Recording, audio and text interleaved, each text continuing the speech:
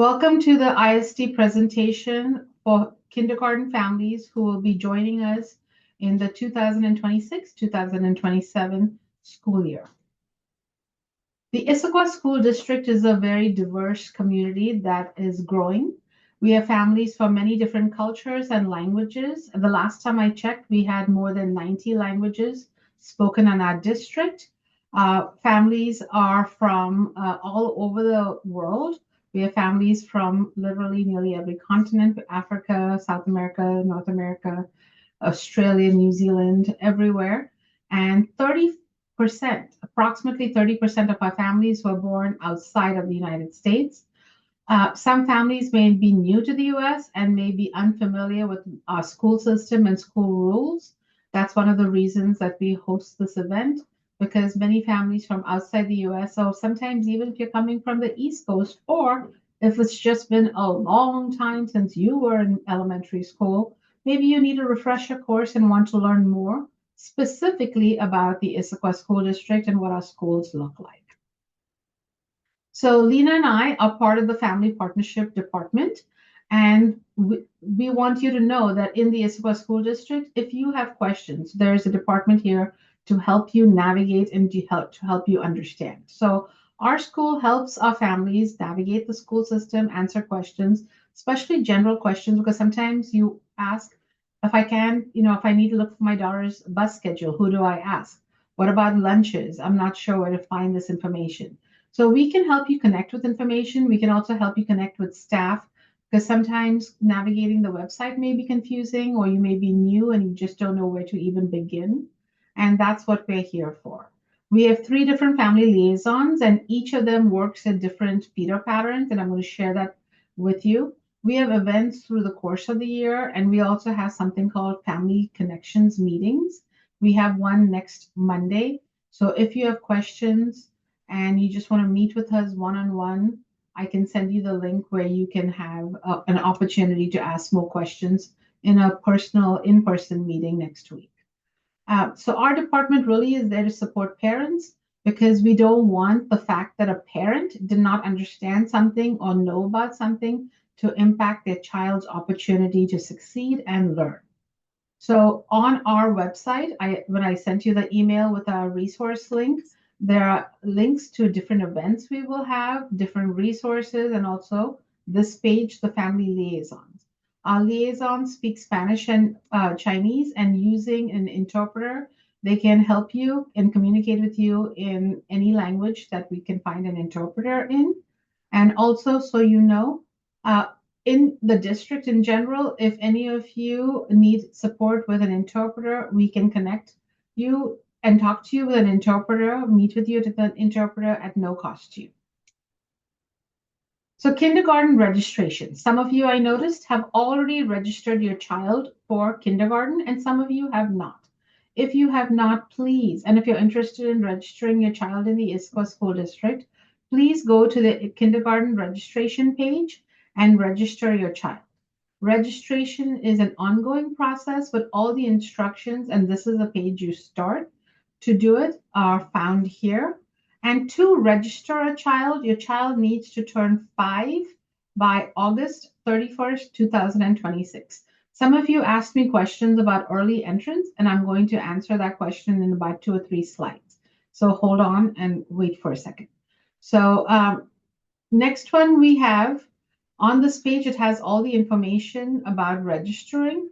And note, if you live within a school boundary, you can register your child in the Issaquah School District just using this link over here. We'll talk more about that in a second. So if you go to this new student enrollment page, that's where you start the process. You're going to have to create an account on something called Skyward. Don't worry, once you click on the link, it'll take you there.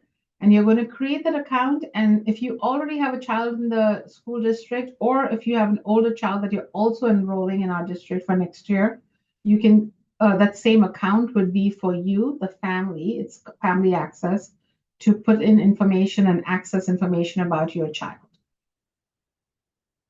Students are all guaranteed enrollment at their neighborhood school.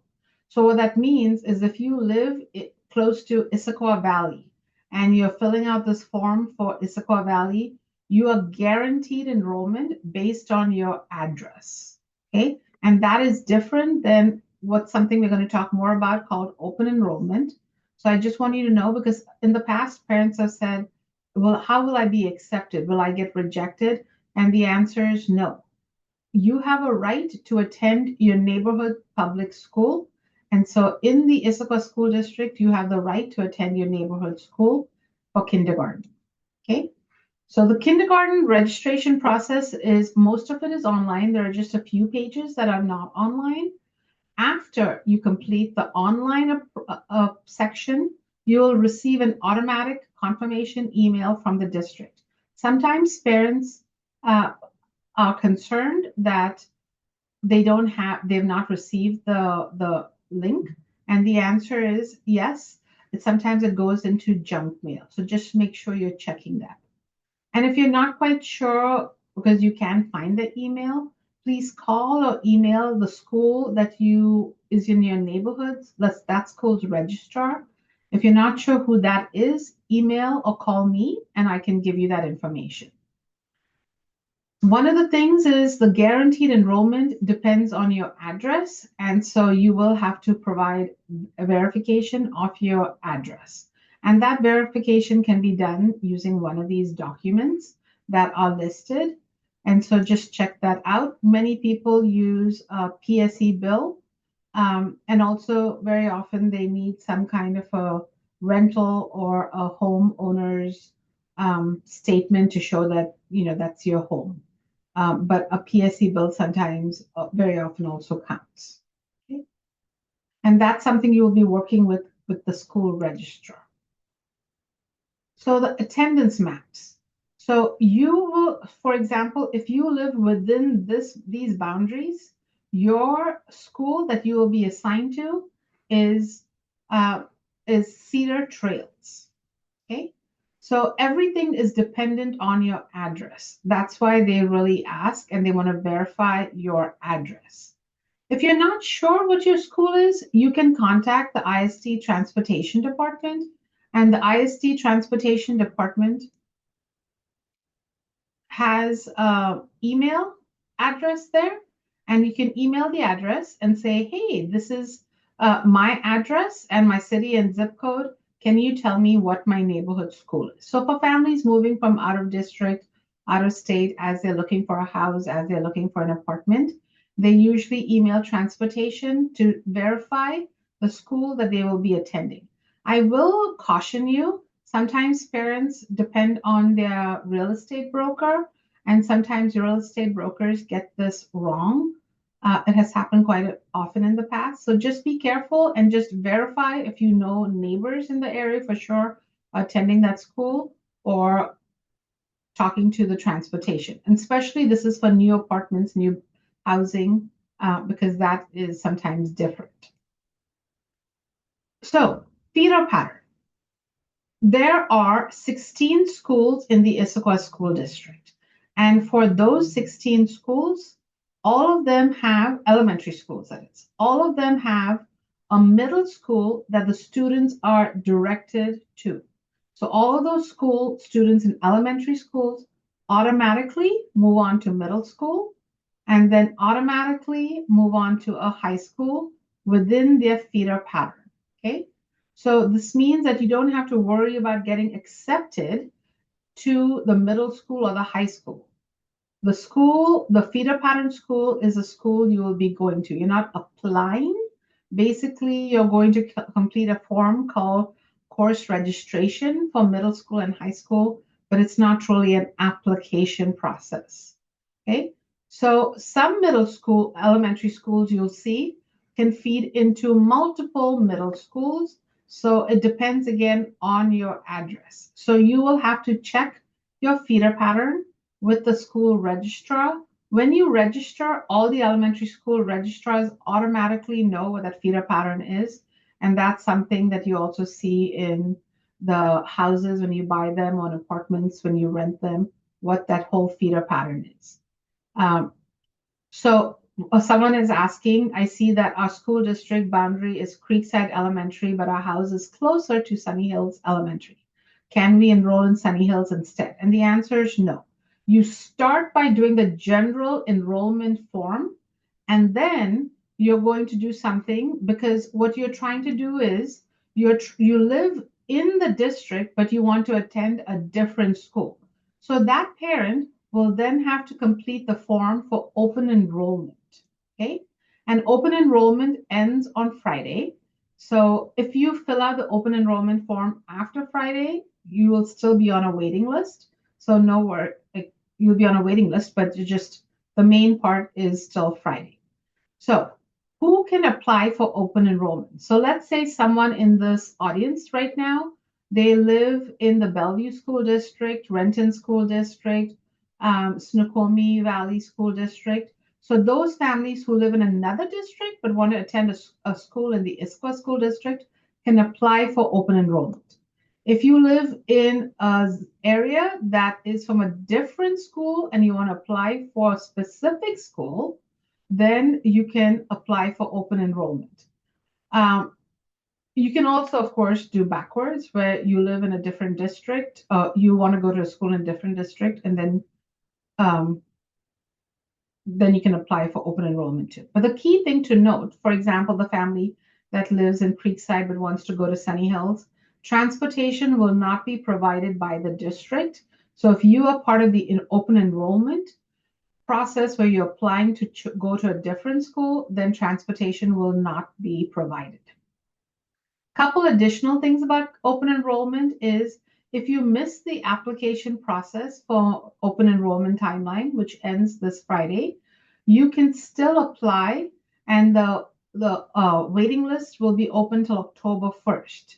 So the late application, so anyone who submits that application after March 13th, they will be placed on a waiting list. So they're first going to consider everyone who submitted the application between February 2nd and March 13th, and consider those applicants before looking at the people who applied after the open enrollment period. So once you have applied, then you have to wait to get accepted. If your open enrollment application is accepted, then you will be assigned an elementary school, middle school, and a high school through that process. The good news is, once you get accepted through the open enrollment process, then your middle school and high school also are guaranteed overtime. So I have a question here saying, for open enrollment form out of district, I applied for choice transfer with the application to ISD. Bellevue School District is requesting a choice transfer application as well. Will that interfere with the already submitted application to an ISD school? So you are doing both, so you can see which one you're going to get accepted in. But I'm not sure if you live in the Bellevue School District or the Issaquah School District. So if you're in Issaquah School, if you live within Issaquah School District, you're applying for a school within Issaquah that's outside your address. If you live in Bellevue School District, you're applying for open enrollment as a transfer from a different district. So you just have to wait.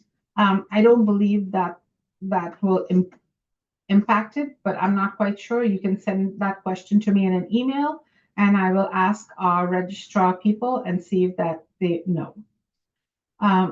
When will you know? I believe they'll find out by sometime in April, May.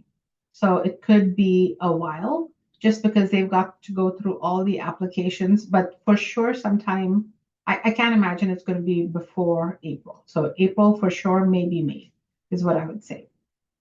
Okay, next one. Here is the kindergarten timeline. So a couple things for you to note. Kindergarten will start on September 1st. And this is important because very often in the US school system concept, many people think of school starting after Labor Day, especially for elementary kindergartners. But this year, because Labor Day is so late, elementary school for kindergarten will start on September 1st.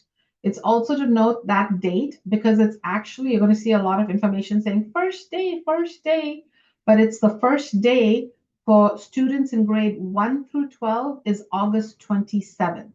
So kindergarten starts 3 days later than the students in grades 1 through 12.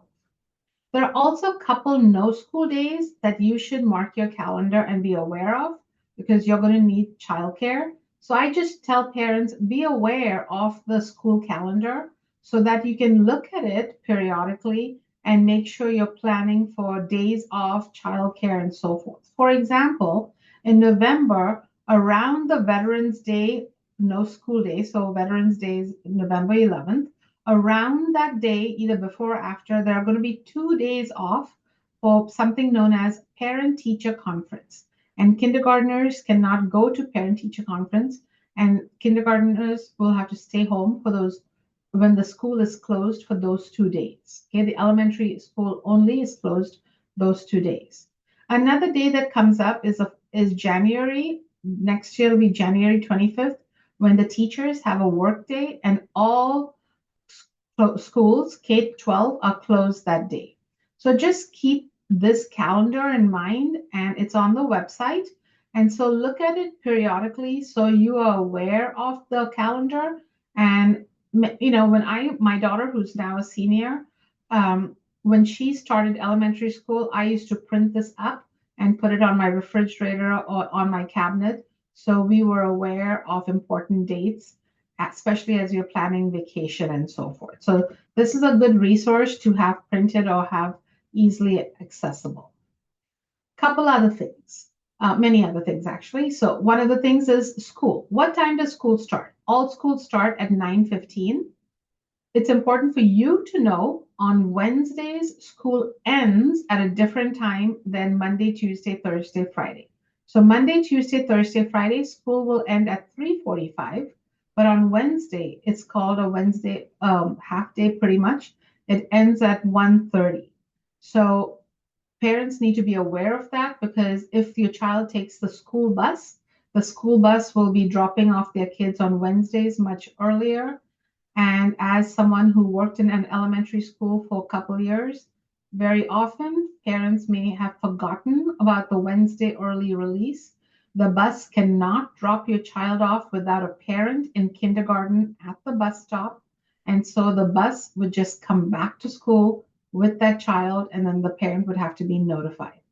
So keep that in mind because for kids, it's difficult for them to get to their bus stop and not be allowed to get off because their parent is not there, and then be brought back to the school and wait for the parent to come to school to pick them up. So just keep that in mind. The Wednesday early release, it takes a couple of weeks to get used to, and once you do, you will be fine because that's going to be the schedule from kindergarten all the way to 6th grade. Couple times a year, there will be an early release day. So when they announce early release day, keep that in mind. Some of you are asking for kindergarten, half day kindergarten, and so I've included the half.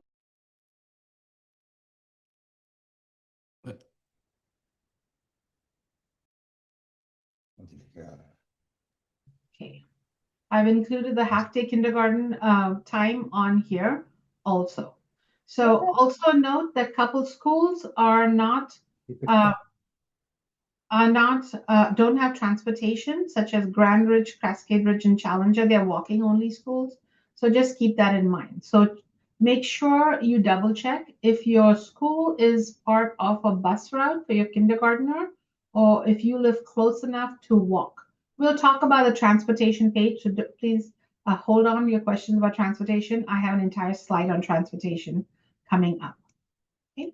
So here's a picture of a kindergarten classroom, and this is called a learning center. Kids usually sit on the carpet and they read different books and they might do different activities.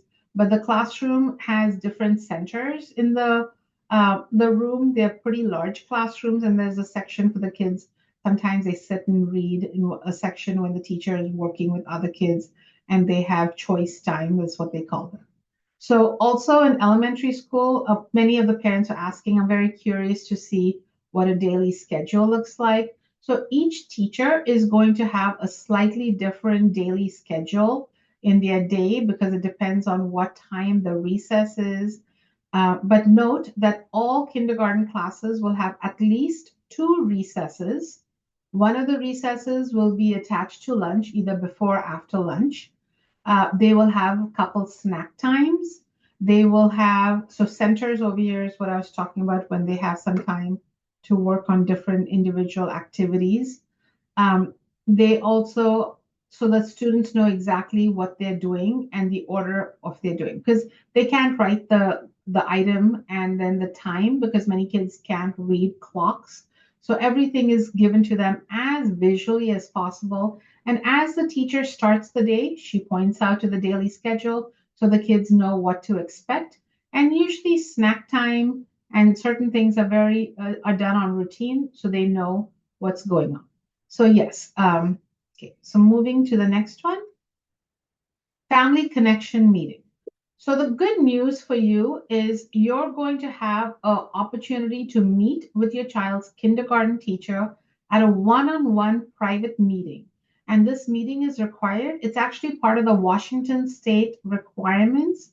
It's called WaKids, and it was designed to ensure the best and very successful start for students because through this meeting, the parent and the family sorry, the parent and the teacher or the family and the teacher can build a connection, ask questions, answer questions, any questions and concerns you might have about your child, you can run by with the teacher at that time before school starts.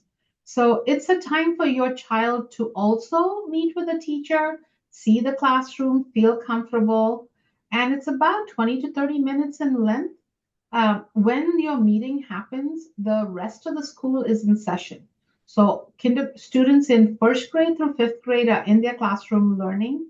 So it's a nice quiet time to go into the teacher's room with just you and your child and the teacher, look around and the teacher can talk to you.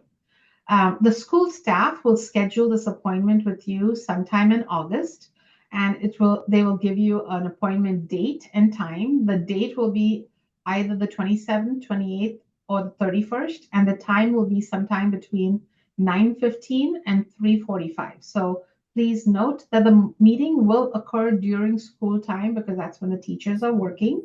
And the teacher may ask parent questions sometimes also, just as they're trying to get ready about the child's readiness. Don't worry, it's not a test. You're not going to fail anything. Your child's not going to fail anything. It's just so that they have the information to best support your child when your child starts on September 1st. So this is a pre-meeting to make sure. If your child is 5 by August 31st and you live in the boundary, your child is 100% in that school. Okay.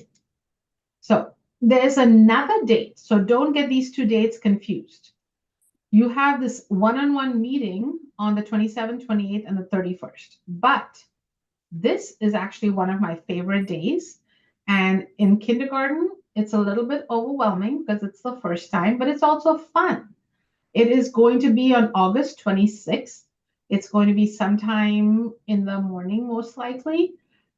So you will have to check the school bulletin. Bulletins are sent every Thursday to see the exact date and time for it's the 26th, but the details about the time. And all kindergarten students, kindergarten through fifth grade, are invited to visit the school and meet their classroom teacher before school starts. It's a casual, informal visit. You're not going to really talk to the teacher more than a couple minutes. It's mainly for you to go in, to take your child in. You're going to see the other students in the class. For me, I always use that date to kind of see who the other parents in the room were, to meet some other children, just to see if, these are probably going to be future playdate people or future parents of friends of your parents of your child's friends. So it's a good way to kind of just check out the classroom, the people in the classroom, and maybe make some connections and build some relationships with other parents if possible. And no worries, you will have another opportunity to meet parents at curriculum night. We'll talk more about that later. But this meeting, Meet the Teacher, is also a good time to take some of the school supplies and leave them at the school. So your teacher will tell you if you are going to drop it at the child's desk or if you're going to drop it off at different bins. The child will see their classroom. The teacher probably will have the name tags and their child's seat already in place, so they'll see exactly where they'll be sitting. The parents also are invited to do activities with the PTSA, which is the Parent Teacher Student Association. The PTSA usually has some kind of popsicles in the playground or playtime in the playground, but it's basically a very fun atmosphere to meet other parents, other students, and also briefly connect with the teacher before school starts, so your child can be a little bit more secure in what the classmates may look like and seeing the school. But note, on the 27th, 28th, and the 31st, that is a true one-on-one, more time, more support, connection, more comfort given to your child, okay, as they meet. Now, I just mentioned school supplies. So school supplies are found on the district's website. Each school has the school supplies listed over there, and it's under a tab called Academics Supply List. At Meet the Teacher, you can drop some of the larger items. You'll see some of the things are like tissue or wipes or antibacterial pump, for the antibacterial lotion stuff. And so you might want to drop that early. But the backpack and your lunch bag and your water bottle, hold on to that. Make sure you put your child's name on it because that's really important. Look at the supply list. Most kindergarten classes, actually most students in kindergarten through 12 are expected to have some kind of headphones. And it's also always safer to have over-the-ear wired headphones. I know both of my kids in middle and high school have those rather than earbuds because those are not as healthy for kids. Also, a note for you is if it doesn't say so clearly on the supply list, please note the days that your child has PE, you should make sure your child is wearing comfortable closed-toe shoes, kind of like running shoes or something that they can play in the gym area with. Sometimes kids wear sandals or rain boots, and that's really that doesn't work for gym time. Also, if your family needs financial help, know there's a program called Tools for Schools that you can get financial help to, or that you can get supplies, basic school supplies. And if you have questions about resources, you are welcome to email me before school starts, and I can give you more information about the date and when those supplies will be available. So sometimes a teacher may also ask for donation items, like which is the tissue and wipes. And those are shared with the class. So it's not like your child is going to be keeping a box of tissues or box of wipes at their desk. It's just that kids go through tissues and wipes so much through the course of the year. The teacher doesn't have funds to buy wipes and tissues for the whole year, and the school district doesn't provide the classrooms with that kind of a budget. So the teachers usually ask for some of these supplies, like the antibacterial pumps and such, so that they have a stock that will last them through most of the year. Full day kindergarten versus half day. A parent asked earlier about how many hours, and it's 3 hours. So it starts, full day kindergarten is all day, 9:15 to 3:45. Half day kindergarten is the next slide. So sorry about that. So students in the Issaquah School District, they're all welcome to attend full day kindergarten at no cost. And the kindergarten follows the same bell schedule as students in grades 1 through 5. School start at 9:15, ends at 3:45, except on Wednesdays, but ends early.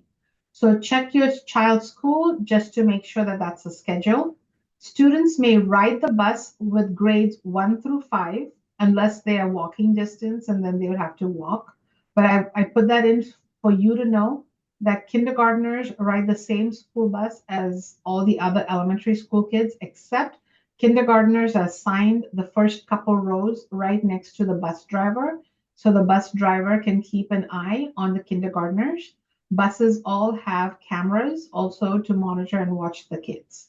Students stay with the same teacher and classroom all day, except for what they will call a specialist classroom.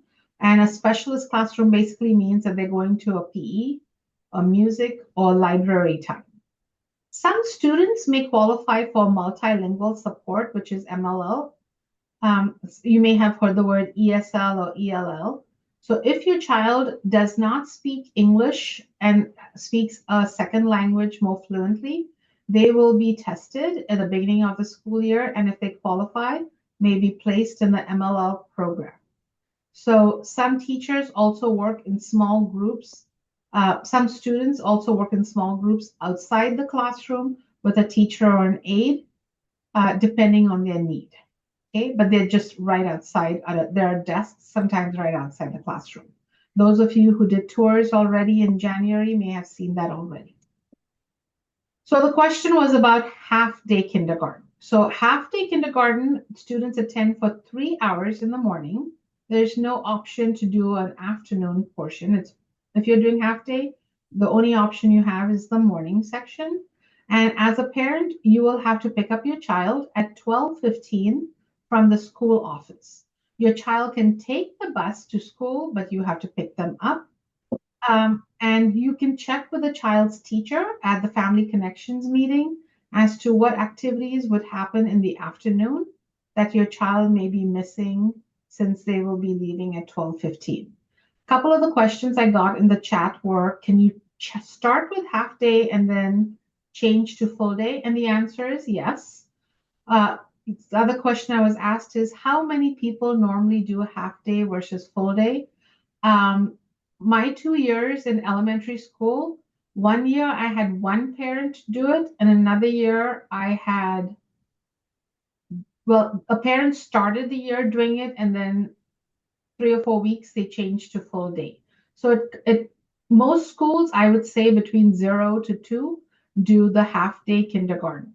But you can. 你得等会儿啊。Oh, I'm sorry. Can you mute, please? Thank you. So, what is early release? I had talked about early release. Early release is sometimes, especially at the end of the semester or the grading period, they might have a half day for whatever reason, and that's called early release. So that happens usually only twice a year. So that's basically meaning that school ends early that day, and they will 100% announce early release days ahead of schedule. So, full day, no. Full day kindergarten is 6 hours, okay? So it's half day, that is 3 hours, just clarification. Okay, so early entrance. A couple parents asked, well, my child is going to turns 5 after August 31st, I believe. So if that's the case, then you have to submit a form, an application, and that application has to be turned in by July 15th. So I said earlier that to start elementary school, you have to turn 5 by August 31st. So sometimes kids who have September, October, November birthdays, they try to start school earlier. And to do that, your child will have to be assessed. And that assessment has to be completed by a professional. The school district will give you a list of professionals in the area that we accept the testing done. The district doesn't pay for it, so parents have to pay for that process. After you've completed that testing and submitted that assessment to the school district by July 15th, then the school will give you a 30-day trial period of your child in kindergarten. Honestly, some children do not, at the end of the 30-day period, the principal and the teacher review the progress, and some kids are not allowed to continue in kindergarten because they're found not to be ready. And so just be aware of that. And if your child is found to be ready, then they will continue in kindergarten. I also want to make sure that you parents recognize that just because your child has a birthday in July and August doesn't mean that you have to start school in September. Many parents who have what they call summer birthdays, they choose to delay starting their child.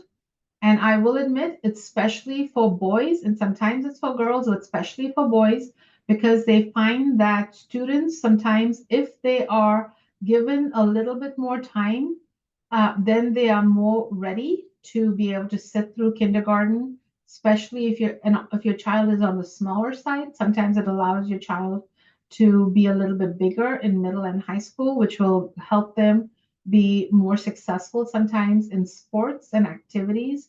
And sometimes just getting that extra time to mature makes the kids more successful as they are in middle and high school, especially. So being aware that you don't have to have your child start school because they turn 5 in the summer. The summer birthdays could potentially delay till the following year. Okay. So parents are asking about technology and such. Give me a second and I'll answer that towards the end. It's not, I want to keep on my slide deck because there's a lot of information and we'll talk about at the curriculum section maybe, probably. So dual language immersion program. So many parents asked what are different programs in the school district. If your child speaks Spanish fluently and you're interested in the dual language immersion program, I would strongly recommend you apply to this program. If you live outside the Issaquah Valley area, you will have to drive your child because if you live outside the Issaquah Valley boundary, no transportation is provided. But this is a special program that's offered in Issaquah Valley, and it's a dual language class. The students speak Spanish and English from kindergarten to 5th grade, and then they take special classes in middle and high school. And the idea is they will be fully bilingual by the time they get to high school. The registration process is you need to complete the regular new enrollment process and then submit an application for this. English language, native language speakers are encouraged to apply. For English language speakers, there's usually a little bit more competition. And so applications received, an application must be submitted, and then they will tell you who all are eligible after the applications are submitted. They will be announcing who is into the program by April 20th at 4:30. Okay. So highly capable. Many parents asked about the highly capable program. And yes, the school district does have a highly capable program. One of the key things for you to know is every single child in kindergarten and 2nd grade are screened for eligibility into this program. And the screening, the test usually happens in the winter. So right now they finished the screening process for the students currently in kindergarten.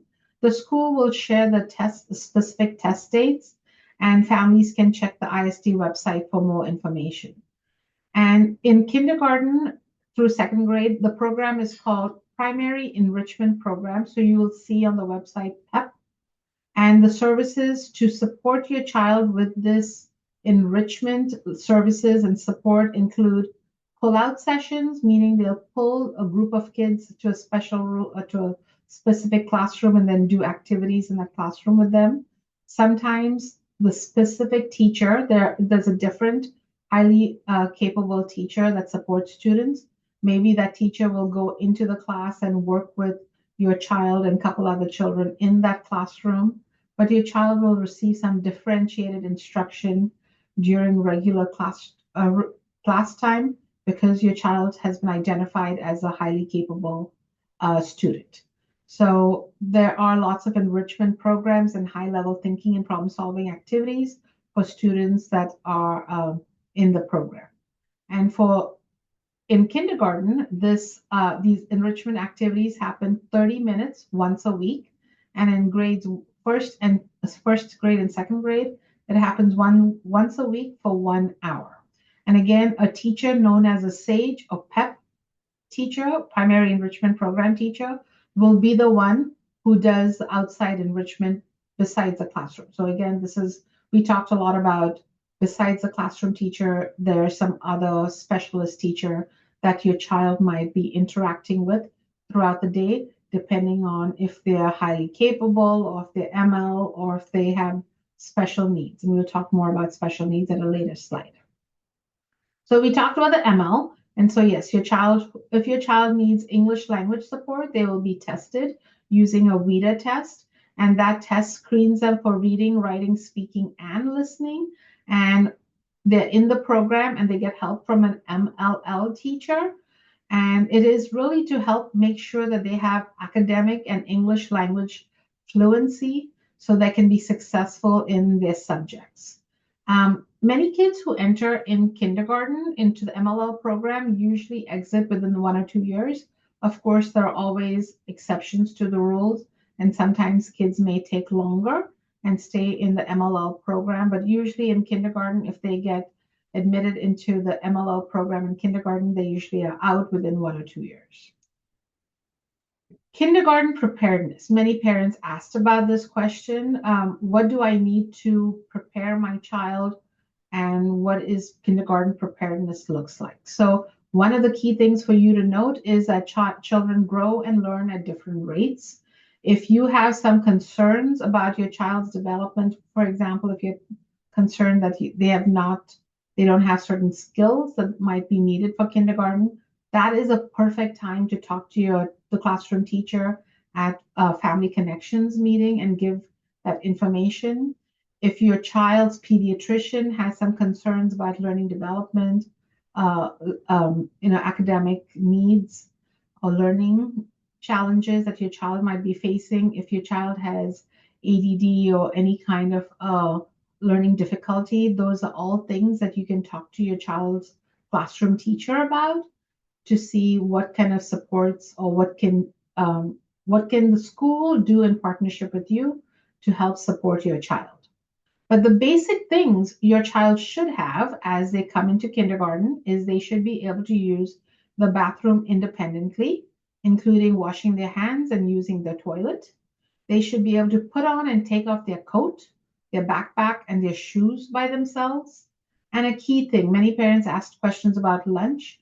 I'm going to remind you now, and we'll talk more about it later, is the ability to eat independently. Some parents are fed by parents, and so they don't have much experience eating by themselves or eating without someone constantly kind of reminding them, eat, eat, eat.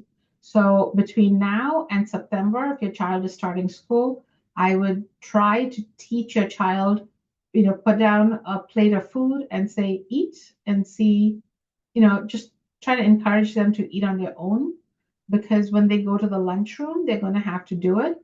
And if children cannot eat on their own without constant reminders and encouragement, because some kids in the lunchroom sometimes tend to get very distracted and then they don't eat. And then their parents get very concerned that they didn't have enough time to eat when it was actually the independence. So, maybe do a practice lunch. Give him a lunch box and say, here's your lunch, sweetie. Can you eat? And then see and try to teach them to eat by themselves between now and September. Drinking from their bottles. So the school will help open containers if they need it, but definitely consider giving them containers and trying and practicing on containers, lunch boxes, and bottles that they can open by themselves. Tips for you as a parent to help prepare your child. By the way, a parent asked in the question section, is highly capable the same as gifted program? And yes, the answer is yes. And the question was also asked, how will the child be selected to participate in this program? They will be tested in winter for the PEP or the highly capable program. Okay, so tips to prepare your child for kindergarten. So we talked about making sure they can use the bathroom independently, putting on their coats, backpacks, and shoes. The coat and backpack, honestly, is mainly as they go out to recess twice a day. When they're leaving at the end of the day, the teacher, it's going to be hard for them to put on multiple kids' backpacks and coats on. So really try to show your kid how to do it. And then the kids also watch other kids and figure it out. So consider that. Lena, can you hear my voice clearly? A parent is saying that my voice is not clear. I can hear you. Okay, thank you. Okay, so things that you can also practice at home is helping them follow directions with more than one step. So you might say things like, hey, can you put your shoes on and then bring your backpack here? Bring your backpack and come here. So that's 3 directions. Shoes, bring your backpack and come here. So, maybe you start with one and see if they're following, then add one more, and then, over time, try to give them multi steps and try to encourage them to see if they can do that, keeping those multi steps in mind. Teach them how to clean up and put their things away when they're done with an activity. Sometimes after a meal or after playing or coloring, they might leave all their crayons and pens and paper on the table. And at home, maybe you're around to help clean up the table. But at school or in other activities, the teacher was not going to be able to do that for every kid. So, helping them learn how to clean up after themselves.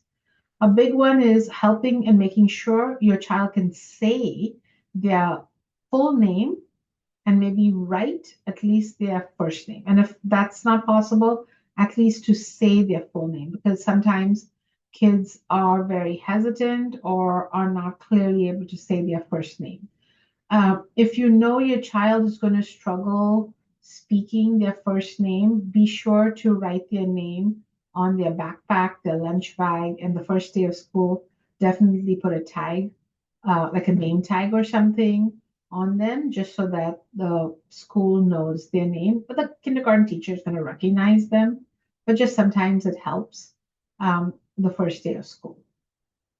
Use everyday moments to practice social skills like taking turns. If they're going on the to the playground, make sure you're encouraging and kind of monitoring the beginning, like, are you allowing other kids to take turns? And a reminder, if someone is going on the swing, and just say, hey, I can wait, but can I have my turn next? Sharing with others, part of that skill, following simple routines, morning routines, cleanup times, because one of the key things they do in school, elementary school teachers are amazing. They really get your kids to figure out and learn routines. So helping your child practice a few routines and recognizing and understanding routines. So when the teacher starts doing routines in school, they're ready for those routines in the classroom. So kindergarten curriculum. So there is a link on the website I'm going to click on next that is going to talk about the kindergarten curriculum. And it's really telling you more about reading, writing, math, science, social studies. So the teachers cover a lot of different activities, including social skills, social emotional learning, behavior, self-regulation. So a lot of the soft skills, taking turns, social skills, speaking in a quieter voice, are all taught during school. So also a question came up in chat about screen time, and in the registration form, a lot of parents were asking about screen time. So screen time in school is very different than the home. Students will work on a computer and they might be working on learning applications such as Zearn and some math activities. So it's not screen time. They won't be watching videos and so forth. It's all learning tools. So my child sometimes during independent, when she was in kindergarten, would use a program because she was a voracious reader, and she could go onto the computer and choose a book and then read books on the computer. And also sometimes she was interested in books that were at a higher level than she could read. And so if she chose that book, she could choose the option of the book would be read to her. There are a lot of math activities where they will do activities saying, this is this, click the button that has a red block, click the button that has this kind of block. The kids are not doing it for very often. They're doing it when they have something called centers. And you might have seen that on the daily schedule. So that'll be for probably about half an hour in the day. So kids are not really getting screen time or what's it called? A device. No kid has a device in kindergarten. There are a few laptops or desktops in the classroom, and the teacher will work with those kids. And as they progress first, second, third grade, they get more skill to do more learning applications at school. And it's very much targeted. Most of the activities are in-person teacher paper, lots of paper work.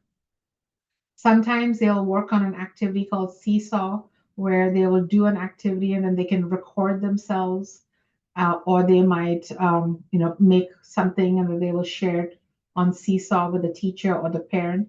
And it's just to make sure they know how to use, they have digital literacy. So that's part of their digital literacy learning. Is there a place? Oh, great question. Thank you for reminding me. So if you go to this, so this is the district website. So just going to make you a little bit familiar. So on the district website, I'm going to take a minute now and just run through the district website. So if you've not used the district website, there is the district portal and then there's a school portal. So over here, you will have access to all the schools. So make sure you are kind of familiarizing yourself with your school's website and reading some of the bulletins. But in the district's website, if you go to district here and elementary school learning, you will see that they have all of the curriculum listed here. So you're going to go to kindergarten, and under kindergarten, you will see what your child will be doing for each of the different subjects. So for example, you're looking at health and SEL, you can see what it is, and then you'll get some more. The curriculum is also linked over here for you to look at. And then the second step, which is part of the social emotional learning, will also be there. So book wise, we have a book for English language arts, so for reading and writing. And then we have like a workbook book for math. But science, social studies, there's really no book. So you can click on the website and then they will do activities in class for that. But a lot of the curriculum is on the website. When you go to a day called curriculum night, the teacher is going to tell you much more about curriculum night, about what your child will be learning at curriculum night. And curriculum night happens it's either going to be the first week or second week when school starts, and the teacher will go into more details with you. And honestly, curriculum night is not that much about curriculum, but it's also about expectations, about routines, how to communicate with the teacher, how the teacher will communicate with you. So it's a very robust night. So I encourage all of you to make sure you'll go to curriculum night. It's also the time where you will be able to see what volunteer activities or how you can support the teacher. And a lot of information will be shared at that time. So hopefully I answer the question about digital technology and so forth. There's no AI being taught or done in kindergarten. Okay, so here you can see this is carpet time where the teacher might be doing a lesson. Kids are all assigned a section on the carpet where they're sitting and the teacher is presenting, or they might be reading and the kid might be helping. Here you can see that the kids are working at centers. So this is one center that the kids are working on this activity while the teacher is working with another couple kids. Other kids are doing different activity. This is usually centers or choice time. You can also see over here, this is a desk that a teacher might be sitting and then working with 3 students on a certain reading or math activity, because depending on what your child needs, they might be doing activities and lessons specifically for that child's needs. And this is how they can individualize the lesson for that child. So a lot of the things are very visual and very child-centered and sometimes small group-centered, because some activities work for the whole class and some activities might be best for the teacher to spend 10-15 minutes with 1 or 2 kids doing that activity while the other kids are doing something slightly different. I mentioned earlier that there are specialist teachers, so your child will not have music, PE, and library every day. Your child is going to have PE twice a week, music twice a week, and library once a week. So either at Meet the Teacher or at your Family Connections night, your classroom teacher will tell you what the weekly schedule is. They're going to tell you, hey, my class is going to have music on Mondays and Thursdays and PE on Tuesdays and Fridays. So make sure they have their PE shoes on those days. But they will give you a schedule as to when they will have music, PE, and library. This is important to note because I went to school in India, so my husband was much better, who went to school in the US, to remind my child and make sure that my children who love to wear their rain boots to school, that they had to wear their running shoes or tennis shoes for PE, because that's most appropriate to use in the gym. Also, my daughters both love library days because that's the day they got to go to the library and check out books. and the teacher will read to them and do different activities. We'll talk more about that, but it's nice to know the schedule so you can your children will be looking forward to certain days more than others, I can assure you, based on what their interest is. So let's talk a little bit more about the physical education and all the specialist days. So as I said, twice a day they'll go to a PE space where they will play different games. The PE teacher, also known as a specialist teacher, will have activities. They learn a lot of activities such as taking turns, a lot of soft skills, following direction. They develop fitness, coordination. So a lot of that is done during that 2 days a week in PE. And then there's a music room in the school, and the music teacher has all the classes for about 30 minutes a day coming through. So the good news for the PE teacher and the music teacher, your child will have those teachers for the whole year. So my children, knew their music and PE teacher very well because they had the same music and PE teacher for 6 years while they were in elementary school. They learn songs, and it's the cutest thing that they will have performances a couple times a year, music performances. It's usually by grade level, and you'll go to the school, go to the multi-purpose room, and watch all the kids perform, and then clap, clap. It's very cute, and that happens throughout from kindergarten through fifth grade. I believe it's fourth grade, depending on the school, the students learn how to use something called the recorder. And it's kind of like a flute, but that's the only time they really take the instrument home. And if they do instrument play at school, it will be the instrument will be left at school. They don't have to buy one or take one home, but they're not really going to learn instruments in elementary school. Your child will have an opportunity to learn how to play an instrument in middle school, in the school itself. The library. The kids who like to read or use books, like to read books, this will be one of their favorite days where they will go to visit the library. The teacher will teach them library skills, how to check out a book, how to care for a book, follow checkout procedures by fourth and fifth grade, even third grade. Sometimes they figure out how to check out books on their own. They always need library volunteers to help shelve books and help kids check out books. Some schools, the librarians may check out one or two books for students. Some schools, the librarians, especially as they get older, allow kids to check out multiple books. Library day is also important because your child will say, Mommy, this is library day. I need to take my books back to school. So any books that you check out one week, you're going to return on library day the next week so they can get more books to check out. School nurse. So all elementary schools have a health room. If your child feels ill or gets hurt at school, they may be sent to the health room. A health room specialist will contact you. So the health room specialist works at every school full time. The licensed RN, most schools have them all day, but some schools, if they don't have a great need, the school nurse may only be there for half a day. It depends on the need and the level of care that school needs. Okay, but it's important for you to partner with the school nurse if your child has any specific health concerns. There's a form that you've already filled out called the confidential health form, and you will be asked to update it in August because we know kids' health conditions change, especially when they're young, throughout the school year. So make sure you update that. And the school nurse can also help you connect with medical providers for, especially if you're in need of insurance, vision, dental. The school nurse can also help connect you with a company.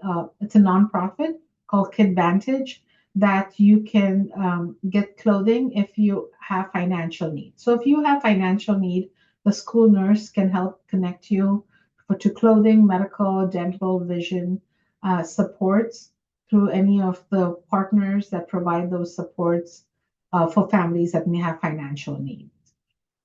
But it's really important to connect with the school nurse if your child has, especially, it's called a life-threatening condition.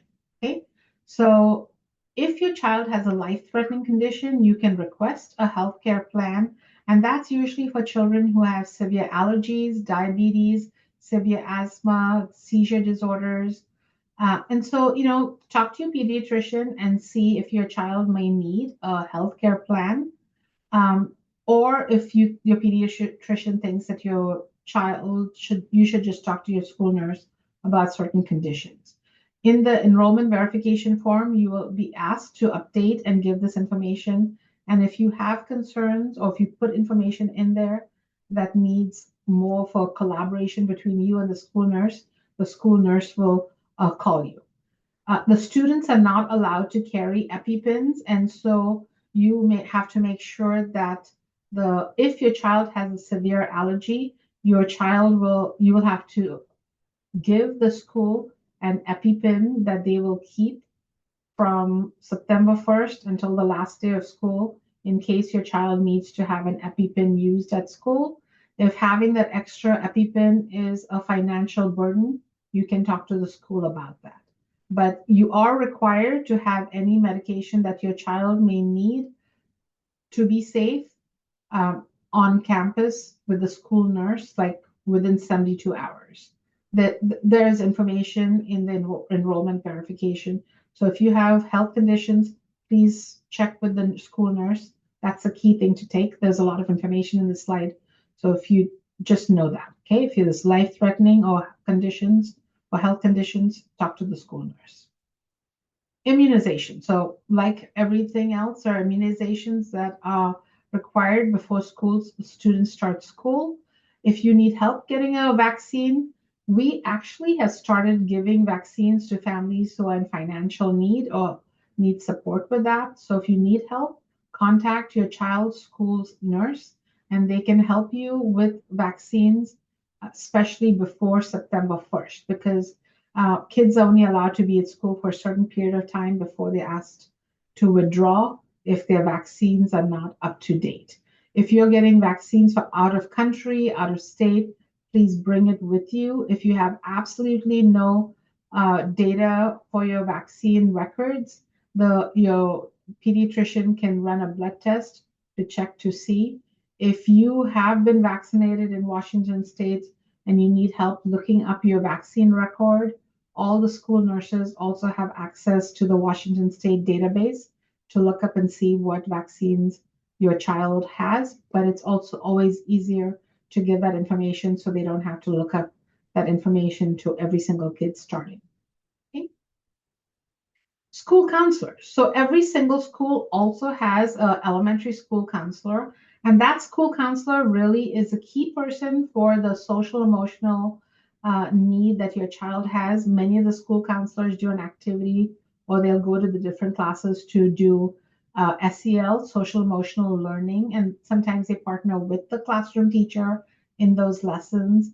And the school counselor is really there to foster positive relationships, encourage positive attitudes towards school and learning, leading small group meetings sometimes. So, they can't do it in every single classroom, so they rotate and they will go and visit different classrooms on different weeks, different months to do lessons with the classroom teacher. If there's a concern at home, divorce, death, something going on, it's really always helpful to partner with your classroom teacher and the counselor. Remember, anything you share with the counselor is completely confidential. And so the counselor is really there to work with you. The school counselor will be the same school counselor from kindergarten to fifth grade. There's only one school counselor at elementary levels. In middle level and high school, we have a lot more school counselors, but in elementary, there's one. So please note that going to a school counselor is not seen as a stigma or it is, we try, and honestly, the school counselor tries to have a relationship with all the kids and be very positive so your child feels comfortable asking for help should they need it. I just talked to a mom and she said, "Oh, I have never spoken to the fifth grade parent, my child's school counselor." And I was like, "Oh, that's great. That's a sign that that you and your family have never had any kind of emergency, death, divorce, anything. But if it is, it's not a stigma. Sometimes your child might just be sad, might a cat died, and I had to call the school counselor because my daughter was crying in school. And so, heads up, teacher and school counselor, I sent an email. My cat died. My child might be crying. Please be aware, just so that you're not trying to figure out why is my child so upset today. Um,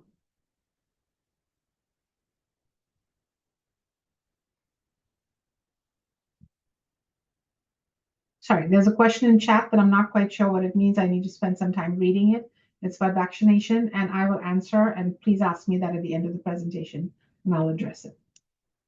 Okay, so again, one of the things you'll see is in US elementary school, a lot of time is spent on behavior and social skills. They're going to use things like use walking feet. Where's your space bubble? You're outside your space bubble. They'll talk about voice level. They'll talk about hands and feet to yourself and no touching or rough play, especially at the recess. Reminder that recess and any time on campus in school, kids are not allowed to touch other kids. uh, Hands on other kids is not allowed at all. And I know sometimes kids are very used to being very physical with other kids, lots of hugs, lots of touching, no touching with other kids during the school day, especially because your child might be okay with it, but the other child might not be. I've had instances as a dean of students, which is kind of like an assistant principal level, where one parent complained that a child was touching their child too much, and another parent was upset because the child was uncomfortable with the number of hugs one of the girls was giving them. And so it's for some people coming from some cultures, hugging and touching or maybe physicality is very normal, but definitely we have hands and feet to yourself during the school day. So it's going to be important to make sure a child knows what are the norms for you and your behavior when you're in the school building, when you're in the school playground. It may be different than when you're outside the school day in your time with your parents when they're monitoring you on the playground. So a lot of these soft skills are taught at the elementary school. The schools really try to teach kids these soft skills. They're going to have posters throughout. They're going to talk about what are the norms in the hallway and in the stairways. What is the norm in the lunchroom? What is the norm for when you're using the bathroom? What are the rules and procedures for using the bathroom?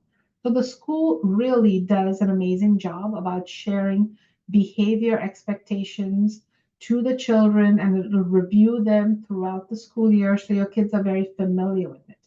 I know that I was a Girl Scout troop leader, and because I also had experience in school, I would often tell my troop, we're going to talk voice level 3 or voice level 1 right now for certain activities. So I copied what my children or those my kids were learning, my Girl Scout troop was using at their elementary school as I worked with them in the Girl Scout troop.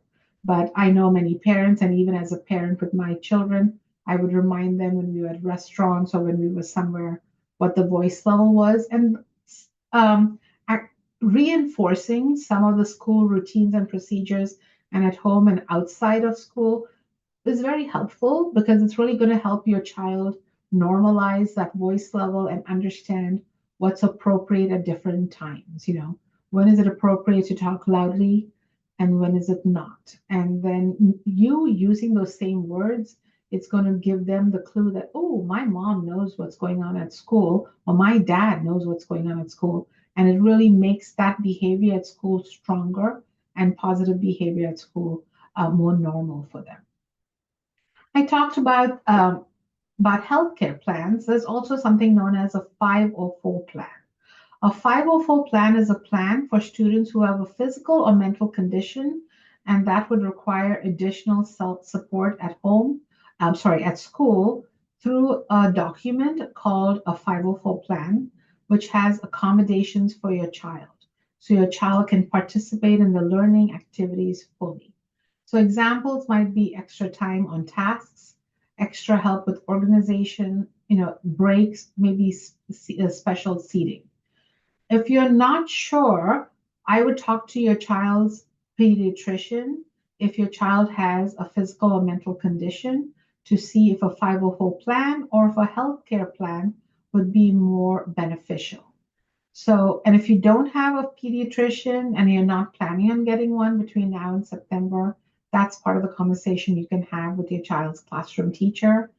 And then your classroom teacher can monitor your child's behavior and say, yeah, you might want to look into this, and just have more of a conversation. But that's when you can talk about any concerns and next steps. And honestly, the best person to talk may also be the child's school counselor once school has started. Once you and the teacher start noticing that some behaviors that might be due to physical or mental conditions that are impacting your child's learning. Okay, so these physical and mental conditions have to be impacting your child's learning at school for the 504 plan. Um, Now, sometimes children have needs for because of development, and they might need a special education program, and in which case they might be eligible for an individualized education plan through the special education program. Some of you who have children attending preschool or pre-K, or if your child's pediatrician had already identified your child as maybe needing preschool for learning development, your child may already have an IEP plan, in which case that IEP plan will follow your child to kindergarten. And you will have a meeting with your child's IEP case manager.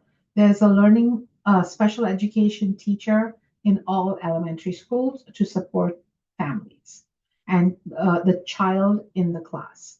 So the special education teacher is one of those additional teachers your child may have in case they have special education needs. So if you have any concerns, please communicate with your child's school about concerns for your child's academic behavior or social emotional growth that may require your child to have additional supports. Now, there are staff that work in school that are called para-educators. A person asked, how does a 504 differ from an IEP? A 504 is mainly for physical or mental condition, and it doesn't have, in an IEP, your child is going to get supports and going to get that support with a special teacher in the class. So they're going to get academic strategies. They're going to get behavior strategies.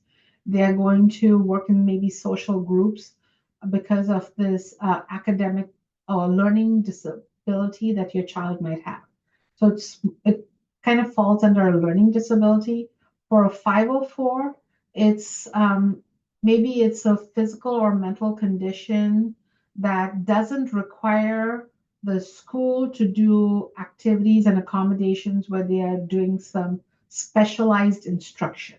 Okay, so IEP often involves the school doing specialized instruction through an additional academic learning teacher or a behavioral specialist or some kind of a specialist for, and it could be occupational therapy, speech therapy, all of these different therapies uh, for their need.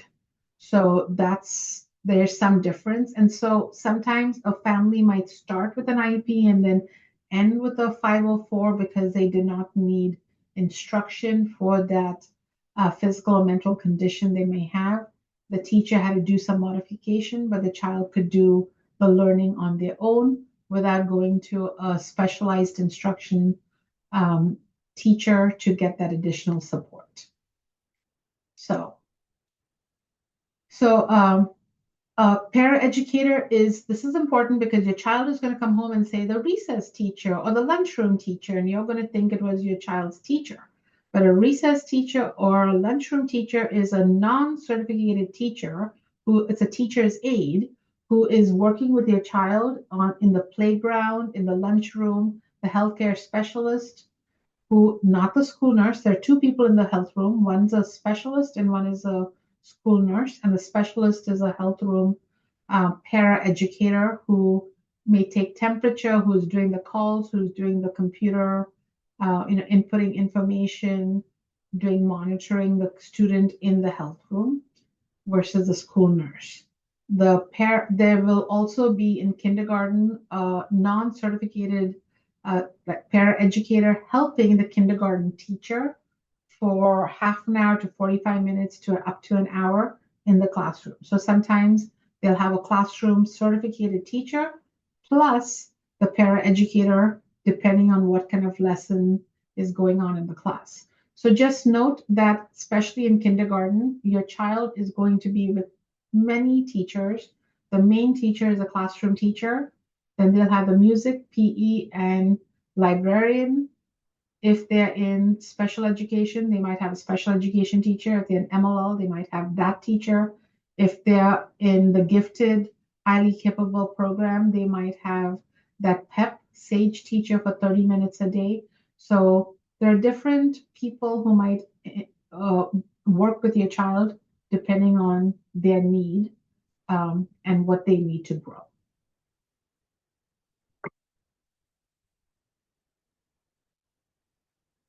So in the Issaquah School District, our our PEP program, enrichment program, is 30 minutes per week. So it is not a pull-out classroom with just all those kids. For students who qualify for highly capable, starting in third grade, they can be pulled out and be placed in a program called Merlin. And in that program, the Merlin program, they are in a special school or special program with all students who are in the highly capable program with a teacher that's teaching that classroom full of highly capable students. But that starts in third grade. In kindergarten to second grade, we don't have a class specifically just for all highly capable or gifted students.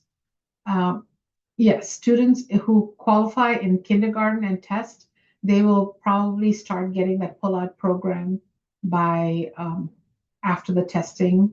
They'll start meeting and working with a PEP teacher. Okay. Next, recess. So our recess playground areas are magnificent and lots of play structures. There are para educators out there monitoring your child. There are 2 recesses on Monday, Tuesday, Thursday, Friday, because those are the full days. On Wednesdays, there's only one recess because kids go home early. In kindergarten, honestly, most kindergarten teachers sometimes during the week will give them a third recess, especially if the kids are really squirrely and could use a little movement. Um, and it depends on availability of the playground because they rotate kids in the playground throughout the day. So it's when the playground is available. Okay, and the school will also post kind of a recess schedule just so you can see, because usually kids go to recess with a different class. And then usually they will maybe divide the playground and say, depending on the school, all schools do it very differently. Some schools have recess with kids in kindergarten and first grade together. Some schools might say recess was, as this one does, first grade and third grade is doing recess together. So it depends on what's norm at that school.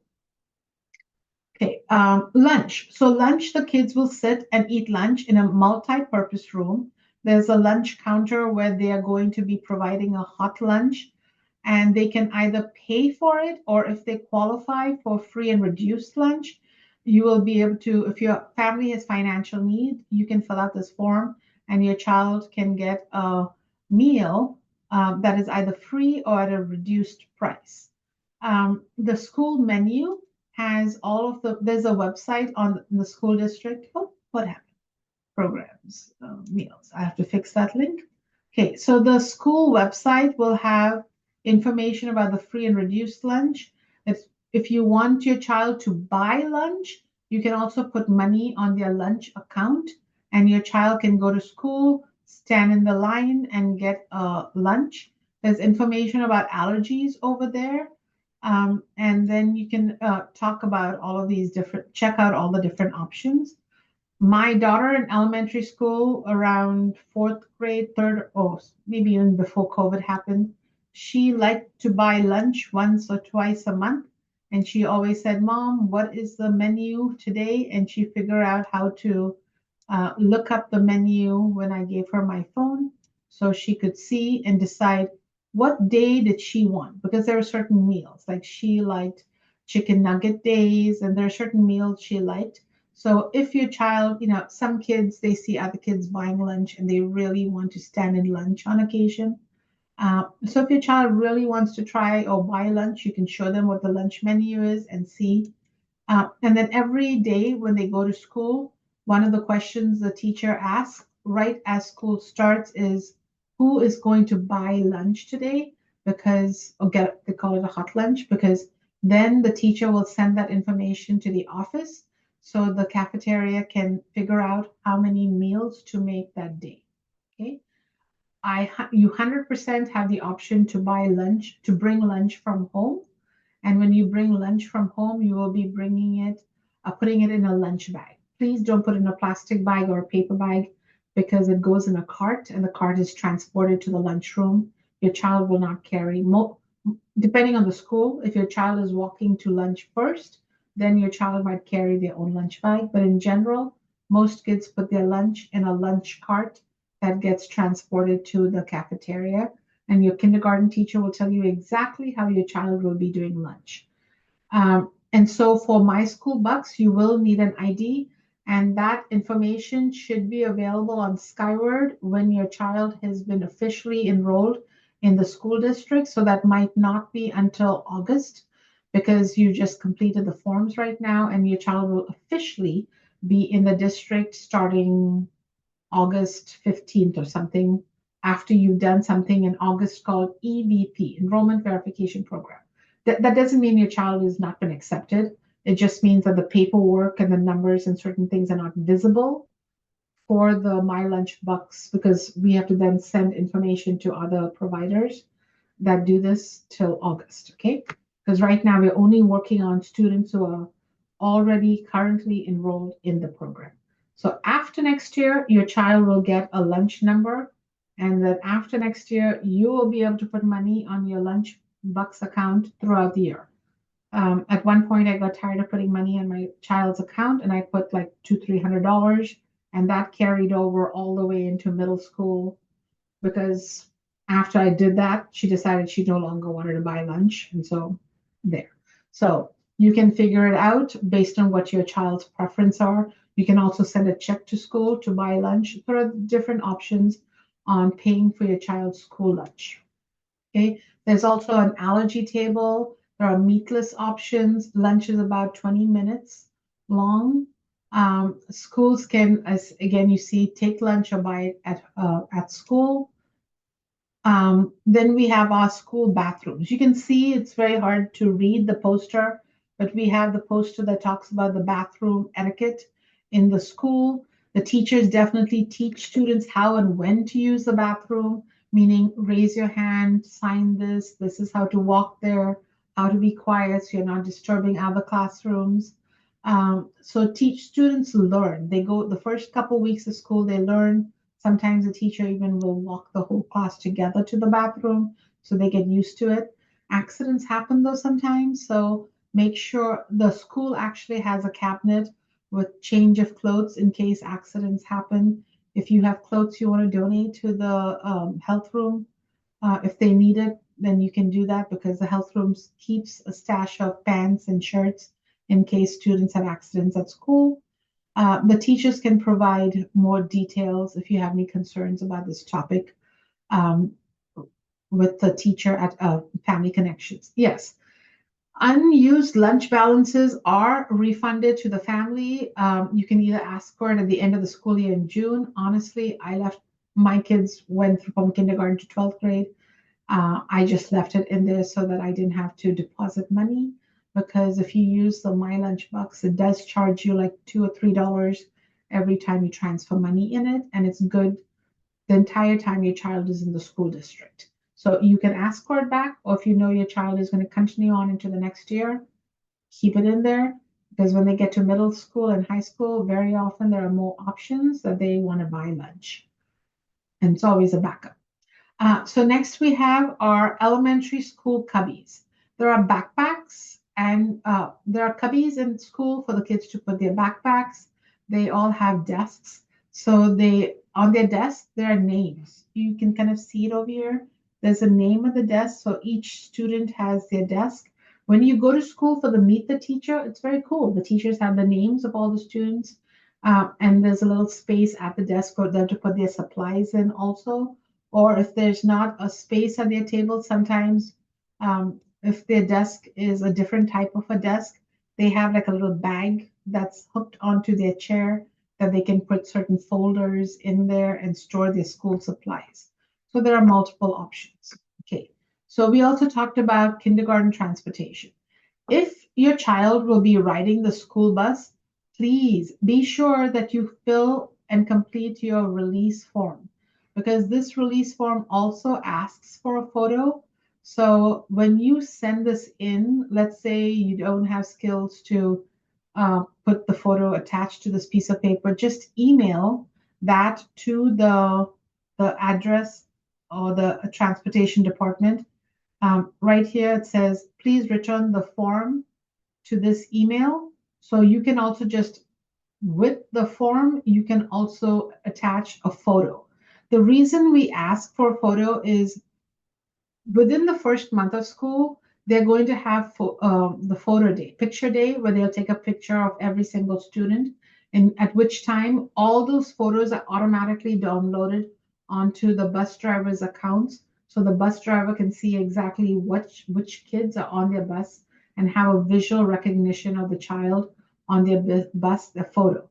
But the problem for kindergarten is because they've never had a photo taken in school, the bus driver won't get that for a couple weeks. So that's why for kindergartners, they ask that you submit a photo before September 1st when your child starts school. Remember, you need to put who is picking up your child. Note, there are multiple people that you can have meet. Let's say you're late coming home from work and your grandparent or neighbor or aunt or uncle, anyone who could potentially be picking up your child from the bus because you're late, please put them there because if they're not on the list, the bus driver will not let your kid get off the bus. It's part of security. You don't want your child getting off the bus to any random stranger. So the bus driver will for kindergartner, they'll only give it to the parent on file or the guardian or whoever is listed over here. It's part of security. Okay. So make sure you update, and you can update this because things change. So update it if you need to.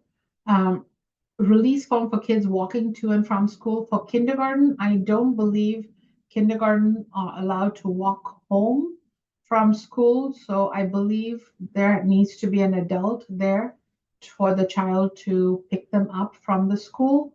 And if your child is going to walk with a friend or a neighbor, then you can tell the classroom teacher. But if whatever your plan is for your child to go home, your kindergarten teacher is going to ask you for that plan during family connections. Because with kindergarten, there's a lot of strict security as to who the teacher is releasing the child. And at no point is the teacher going to let a kindergarten go to no one. The kindergartner has to go to an adult. Okay. And the adult has to be cleared by the parent and has to be on the list for approved adult to release your child. Again, you all want that. It's part of safety and security for children. Very important. If your child has never taken the bus, or if you've never taken the bus, there's a day on August 11th. It's called Ride the Big School Bus Day. And buses, children and their parents are allowed to ride the bus. It's fun. Sometimes they take the bus through a bus car wash. My child loves car washes, so it was a big deal for them. Many parents take photos of their kids standing in front of the school bus on that day. It's a good photo op day, but it's a fun day and it gets them excited if they're going to be taking the bus. And if they're anxious, it also helps them release that anxiety about getting on a school bus. Usually they're super excited about riding a school bus. They've seen it all the time and now it's their turn finally to get on that school bus. Yay, yay, yay. And remember, they get preferential treatment and preferential seating actually on the school bus. Usually the fifth graders sit all the way in the back and the kindergartners all the way in the front. This is a big question many of you are asking me in the registration form, before and after school care. So all 16 schools do offer before and after school care. The before school is, I can't remember if it's 6:30 or 7 o'clock, but it's before school. And then after school, it's either 6:30 or 7 o'clock for pickup. Also, you have to double check the website. I can't remember.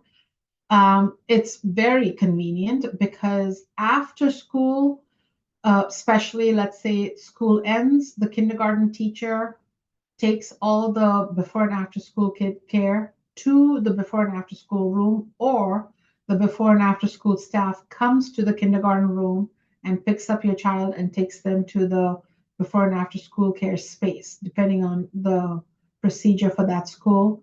And also, if you're in the before care, the before and after school care, people will walk your child to the classroom teacher's line or classroom based on what the procedure is. So it's very, very convenient. The children too, if you are going to sign up for before and after school care, please make sure you've completed the enrollment form. It doesn't matter if your open enrollment form has been accepted or not. Just make sure you're registered if you live in the school district. If you're outside the school district, that's going to be a little bit more of a wait because you're going to have to wait to get approved if you're an out of district transfer.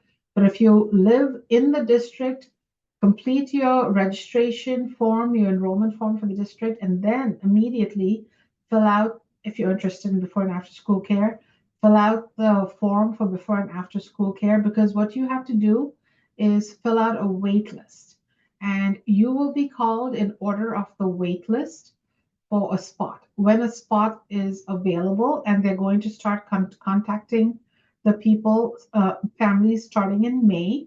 So they're going to contact you, and they're pretty much going to give you probably, I would say, about 48 hours. Don't quote me on that. But they're going to give you a period of time to respond to this email. So make sure you're checking your junk mail or whatever mail you give them, so you know if your name has come up, because you have a specific amount of time to say yes. And if you don't respond, they just go to the next person on the wait list.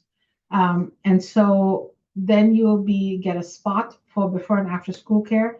And once you have a spot, you have a spot for the rest of elementary school. You don't have to reapply each year. So make sure if you're interested in the program, add your name to the wait list. Contact the two people on this list if you have questions.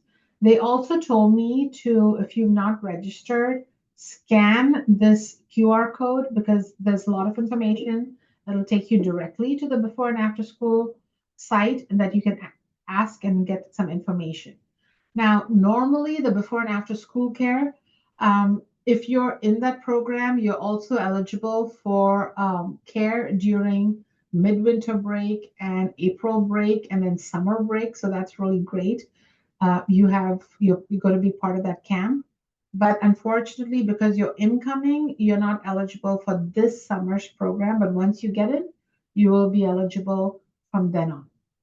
So if you signed up for the wait list before we registered, you should be fine. If you're not sure, call Autumn or Michelle, because they're really not doing anything with the wait list till then. But for you to be called when you're on the wait list, they're going to check to see that you're registered in the school district, but you can double check. Is there a way to check our wait list number with before and after school care? You can contact Michelle or Autumn and find out. I don't want to swamp them with 100 and whatever number of people are in the session calling them, but you can ask.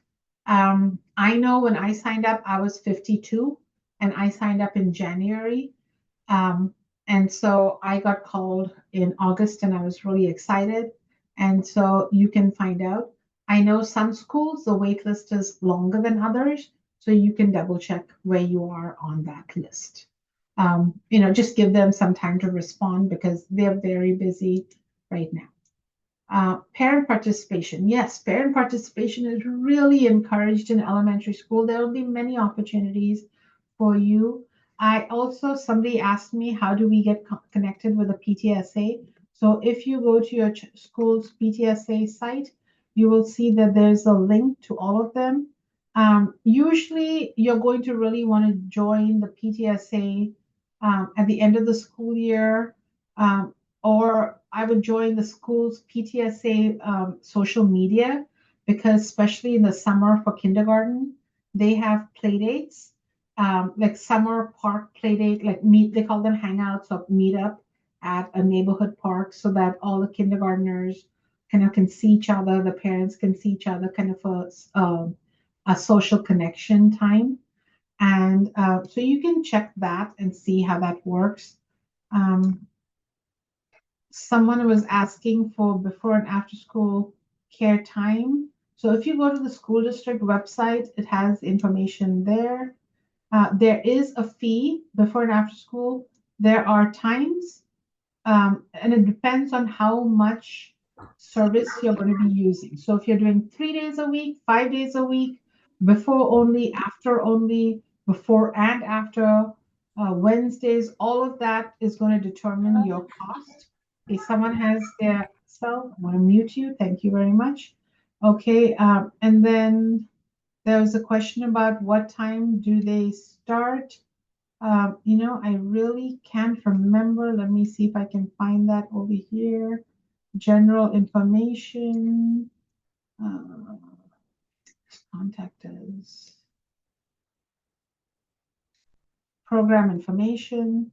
So will probably give me this information, attendance, da, da, da. So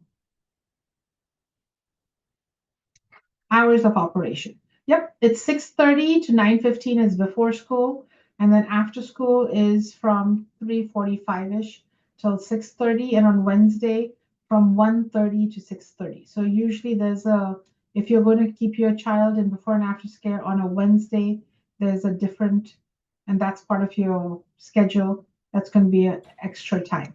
So it's before and after school. I enjoyed it.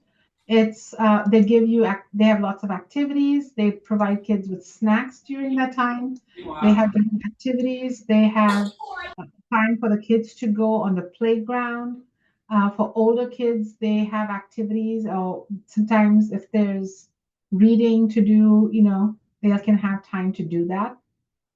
So all of that is there. So what's next? So things that I'd recommend for you is familiarize yourself with the school's website, the announcement, the bell schedule.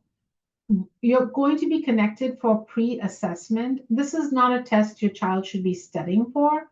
This is just to see, because what they do is they really try to mix the kindergarten. So they don't want a kindergarten that has all the high kids in one class, or kids that are all MLL, or kids that have all special needs kids in one class. So each kindergarten, they try to create a mixture. They're going to have a couple students who are MLL, couple students who might have an IEP, couple students who do well in the pre-assessment, couple students who score low in the pre-assessment. So the pre-assessment is really for the school and the teacher to know what the levels of the students are. It's not to rank your kids or to give them any kind of special privileges in, or placement in the class. So that is highly capable testing, and that will happen in winter after your child is in the program. Check out your child's elementary handbook. There's a lot of information about how his birthday is celebrated. What do you do if your child is absent?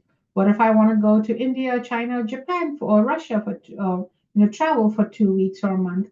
What's the policy? So all of that information is there. You should definitely sign up for the big yellow school bus. It's optional, but if you're interested, do that. Um, then you can do, uh, in August, I'll be doing an optional information event, just going through how do you communicate with the teacher, talk about school bulletin, basically give more tips similar to this, but just a little bit more as the school year. It's just in time information for the school year. Remember to go to meet the teacher, put that on your calendar for August 26th. mark August 27, 28, 31st, that one of those days you're going to need to create a meeting with your classroom teacher. And that first day, woohoo, the big day, your child will go to kindergarten. There will be a lot of tears. Just so you know, this PTSA does something called tissues and tea or some kind of event. So once the kids are all in kindergarten, they kind of scoop up all the parents and take them to a separate space, and they can meet and hang out with each other as you're kind of sad or trying to, process the fact that you have a child in kindergarten. So we have reached the end of my presentation, and I would ask if you have any questions, or if you could please complete the feedback form, because by completing the feedback form, that gives me the list of parents to send the slide deck and the recording.